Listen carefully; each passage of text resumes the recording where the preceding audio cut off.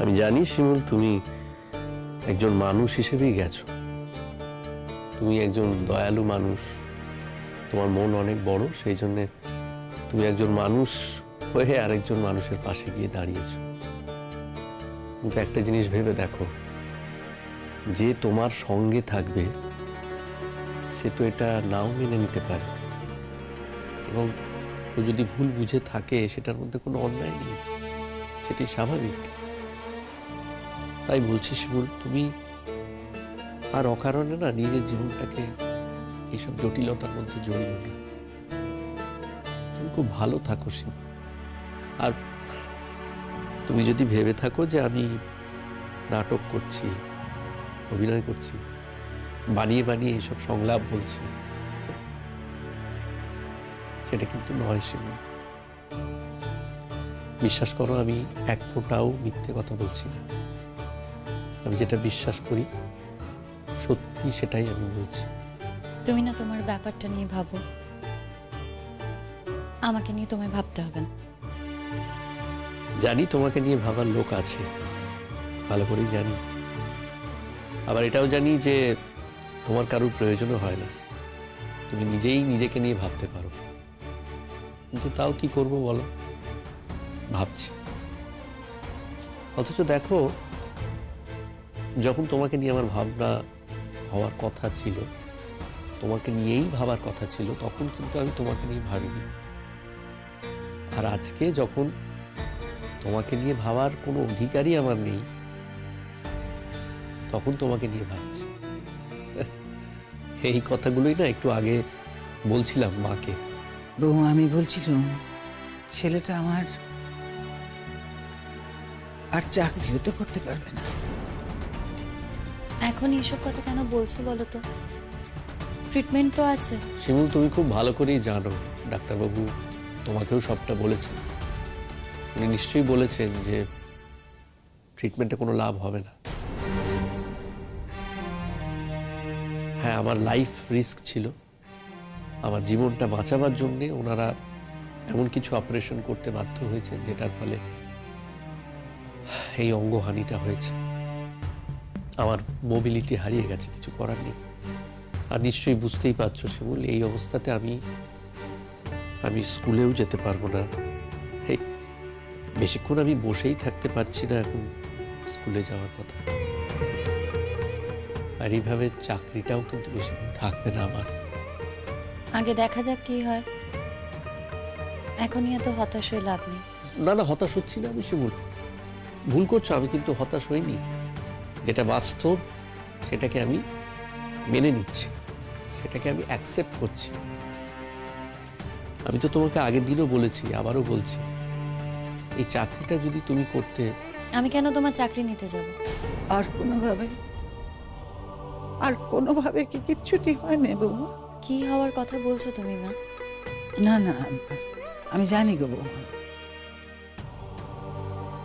তোমাদের দুজনের কাটান ছাড়ান হয়ে গেছে, তোমাদের ওই কি বলে ডিভোর্স হয়ে গেছে, তাই তো?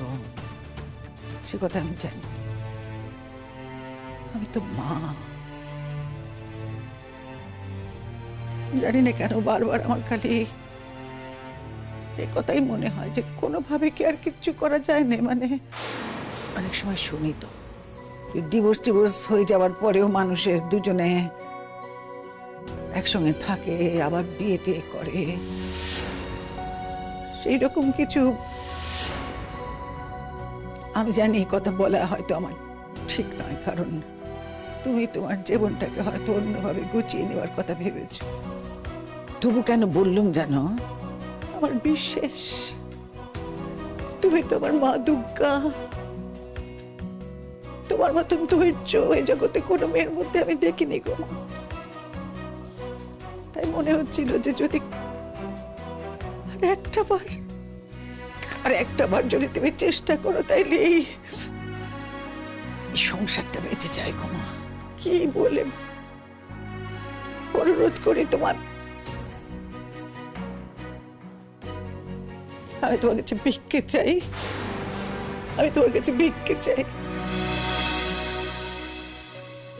ভিক্ষে চাই গো মা। হয়নি? মা এসব কি করছো তুমি? এমন করে বলো না। এভাবেই তো বলার কথা গো মা, আমি জানি এভাবেই বলার কথা। তোমার মতন মেয়ে, তাকে কেউ হারাতে চায় না বৌমা, আমি তো চাই নে। তবে এত করে বলছি কেন জানো? ডাক্তারবাবু তো আমার পরাগকে বেশি দিন সময় দেননি না? না না, তোমরা আমাকে কিছু বলোনি, আমি জেনে গেছি, আমার জায়ের কাছে জেনে গেছি গো। ডাক্তারবাবু ওকে বেশি দিন সময় দেননি, বলেছেন শুধু এখনকার মতন প্রাণী বাঁচিয়েছেন, তাই তো? তাই বলছিল, মা হয়ে এই কথা বলল, বেশি দিন পর আর তোমাকে জ্বালাবে না বৌমা। বৌমা, তুমি রান্না করে দাও বা বাইরে থেকে এসে সাহায্য করো, এ আমার ভালো লাগে না, খুব খারাপ লাগে। কটা দিনই তো, আর তো মাত্র কটা দিন।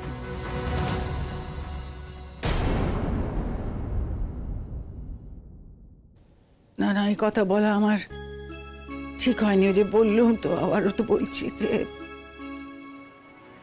হয়তো তুমি তোমার জীবনটাকে গুছিয়ে নেবার জন্য কিছু ভেবেছো, তবু বললুম। আমি এরকম কোনো ভাবনা ভাবছি না মা। না না, যদি তুমি ভাবো তা তো কোনো অন্যায় নয় বৌমা, আমি সে কথা বলছি না। ও কি কথা, কোনো অন্যায় নয়।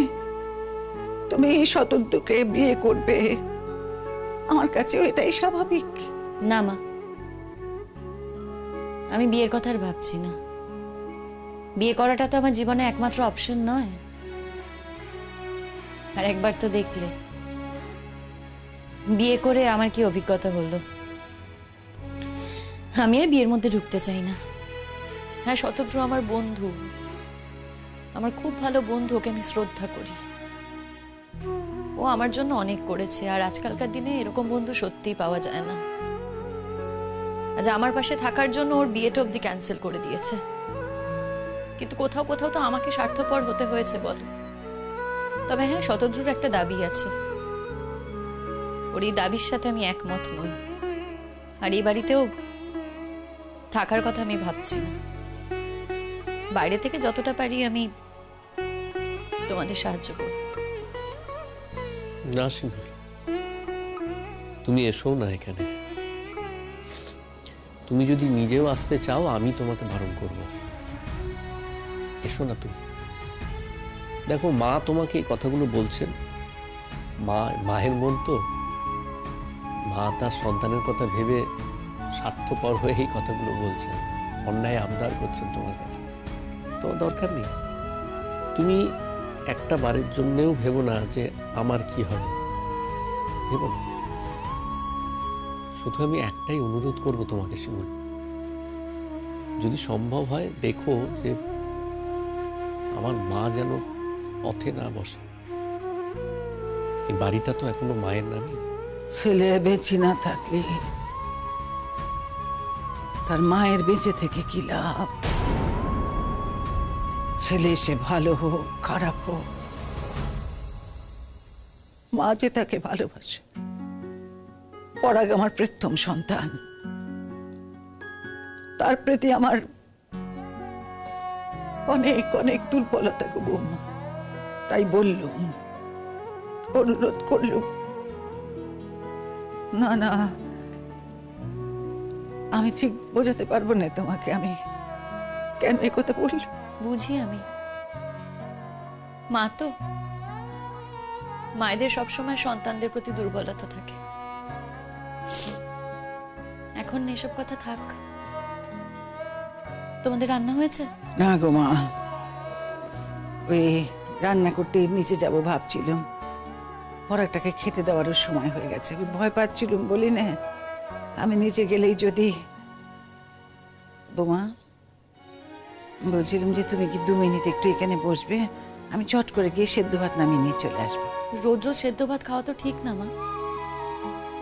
আর তাছাড়া তোমার ছেলের যে অবস্থা, এখনো শরীরে একটু প্রোটিন দরকার। আমি বরঞ্চ রান্নাটা বসিয়ে দিচ্ছি। না গো বৌমা, তুমি রান্না করবে না, তুমি এখানে বসো, আমি গিয়ে রান্না করব। তুমি এখন আমার বাড়িতে থাকো নে, খাও নে, আমাকে এসে ওই রান্না করে দেবে, কাজ করে দেবে, এ আমি মানতে পারবো না। আমি তো মানুষ, আমার তো বিবেক বলে একটা বস্তু আছে গো বৌমা। এটা হয় না। তোমার সাথে আমার সেরকম সম্পর্ক নয় মা। সেরকম যদি হতো আমি এ বাড়িতে আসতামই না। আমি এ বাড়িতে আসি তোমার জন্য, আগে পুতুলদির জন্য আসতাম, কিন্তু এখন তো আর পুতুল দিয়ে এ বাড়িতে নেই। আর এই বাড়িটার প্রতি না আমার একটা মায়া তৈরি হয়ে গেছে। আমি যাই বরঞ্চ রান্নাঘরে গিয়ে রান্নাটা করে দিই। হ্যাঁ,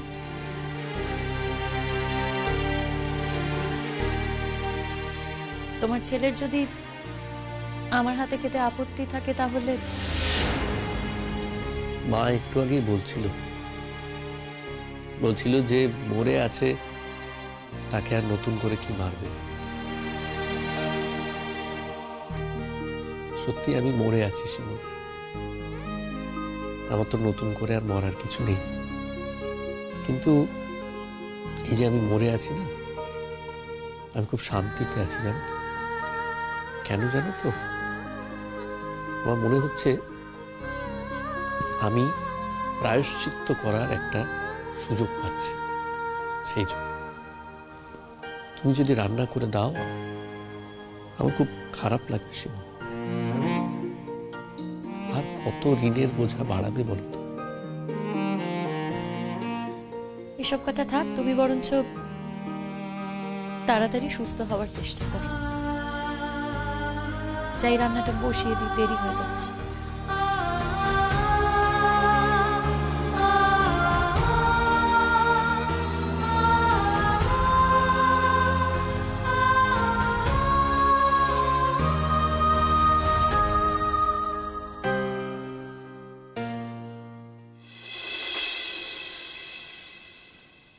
চন্দন, বৌমা কোথায় যাচ্ছে? তো তোমার বৌমাকেই জিজ্ঞেস করো কোথায় যাচ্ছে। পাড়ার বউরা ওর মাথা খেয়েছে। এই শিমুল না কি নাম মেয়েটার, এখন হচ্ছে লিডার। বাজে কথা বলো না, বাজে কথা বলা বন্ধ করার। তোমার সঙ্গে আমি কোনো কথা বলতে চাইছি না।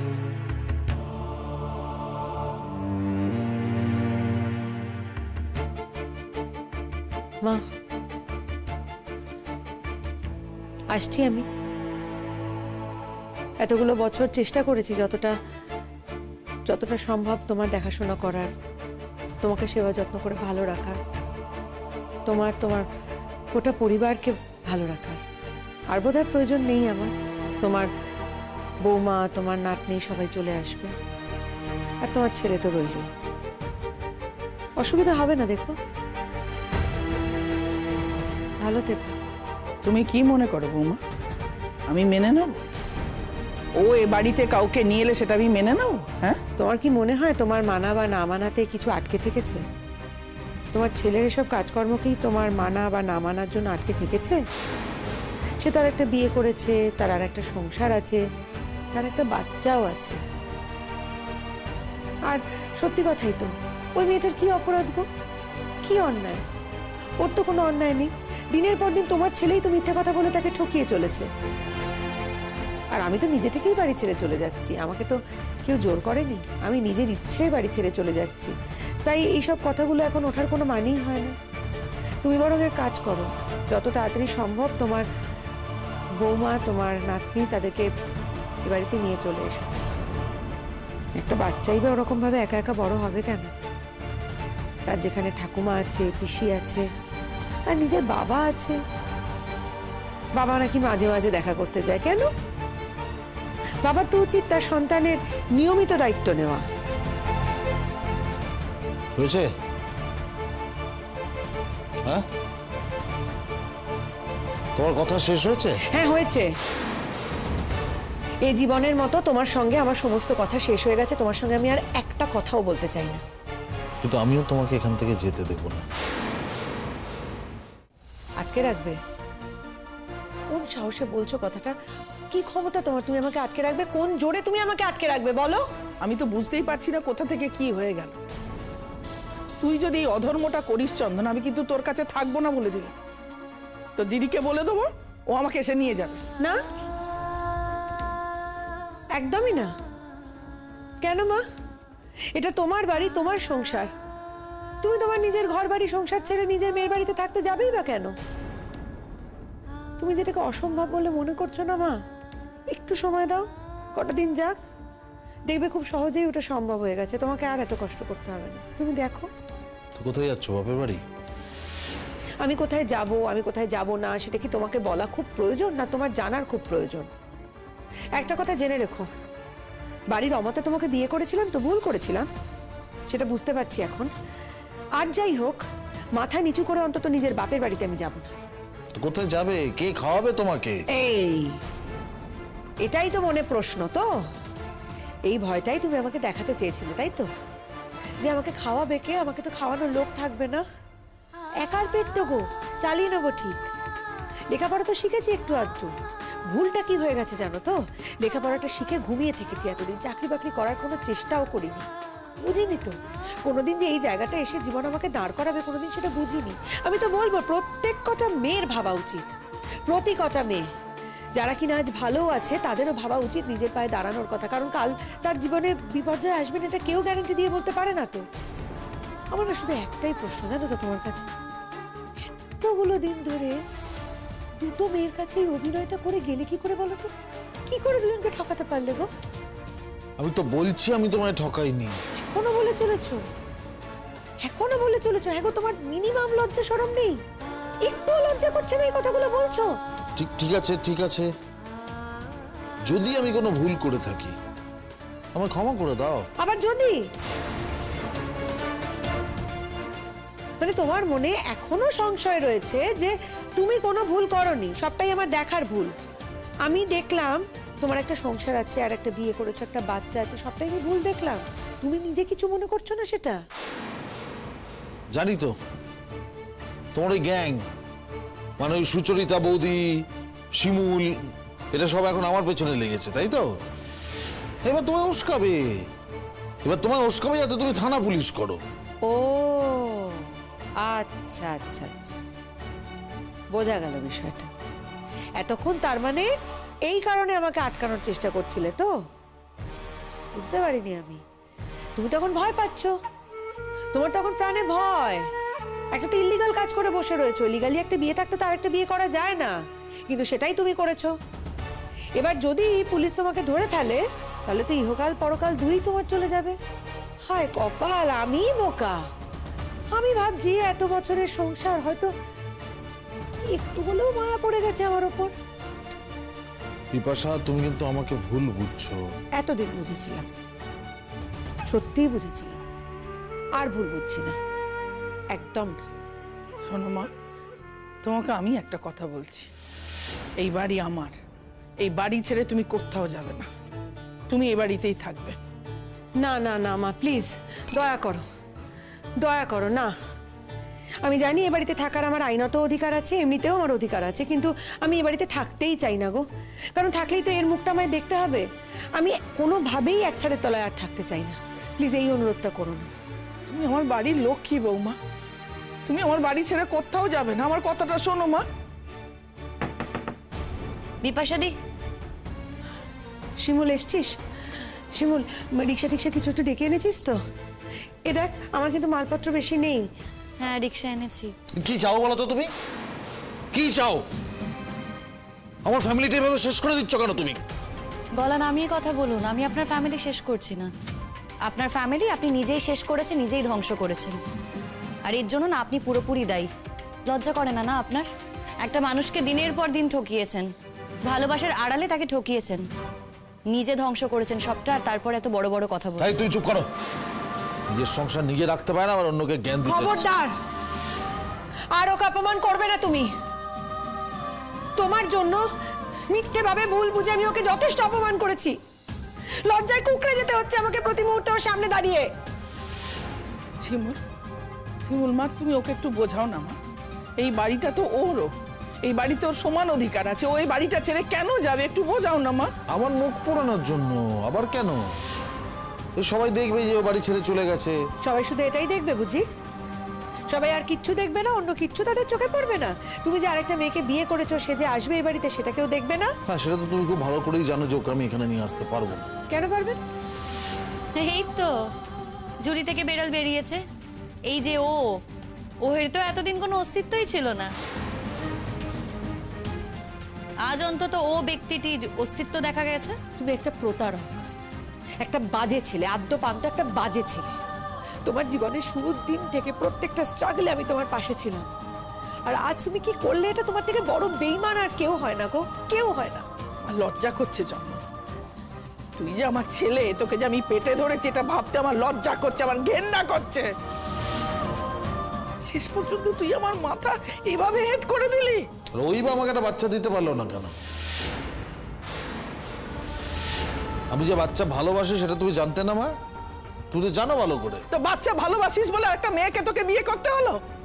আশ্রম থেকে একটা বাচ্চা নিয়ে এসে মানুষ করতে পারলি না?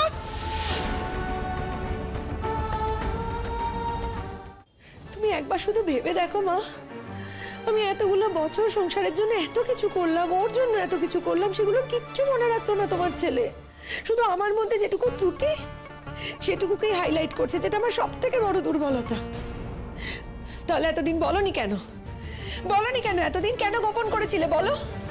কেন আমাকে একটা মিথ্যে ধারণার মধ্যে রেখেছিলে তুমি এতগুলো বছর? আচ্ছা আমি একটা কথা বলি, এগুলো কি আইনে মানা হবে? মানে যে কথাগুলো বলা হচ্ছে এগুলো আইনে সাপোর্ট করবে? মানছি আজকে বিপাশাদি মা হতে পারেনি, তার কোনো ইস্যু নেই, সেই কারণে আপনি বিয়ে করতে চাইছেন, বিয়ে করতেই পারেন, ঠিক আছে, কিন্তু ওকে ডিভোর্স দেননি কেন? কেন ওকে ডিভোর্সের কথা বলেননি? কেন ওকে এতদিন বুঝিয়ে গেছেন যে আপনি ওকে ভালোবাসেন, আপনি ওর ব্যাপারে অন্ধ? এই তুমি না আমাদের সংসারের ব্যাপারে ঢুকবে না। দূর সংসার, কিসের সংসারের কথা বলছো তুমি? সংসার কি আদৌ আছে? যদি থাকতো তাহলে নয় কথা ছিল। শোনো, আমি যতক্ষণ তোমাকে ডিভোর্সটা না দেব, তুমি তোমার ওই বউ বাচ্চা কাউকেই তো এ বাড়ি থেকে তুলতে পারবে না। তাই যতটা তাড়াতাড়ি সম্ভব আমি তোমাকে ডিভোর্স দিয়ে দেবো। এ তো মিউচুয়াল ডিভোর্সই তো হবে, আর তো কোনো বিরাট কোনো ব্যাপার না। তুমি কাগজপত্র রেডি করে দেবে, আমি সই করে দেবো। যাই করো বৌমা, তুমি ওর সাথে থেকো না, ঠিক আছে? ও তোমার সাথে থাকার যোগ্যই নয়। শুধু তুমি এই বাড়ি ছেড়ে চলে যাও না মা। এ বাড়িতে থাকার আমার আর মন নেই মা। তুমি এভাবে বারবার আমাকে বলো না। এতদিন জানতাম এ বাড়িতে আমার একটা সাজানো সংসার আছে, আজ জানলাম সবটাই মিথ্যে।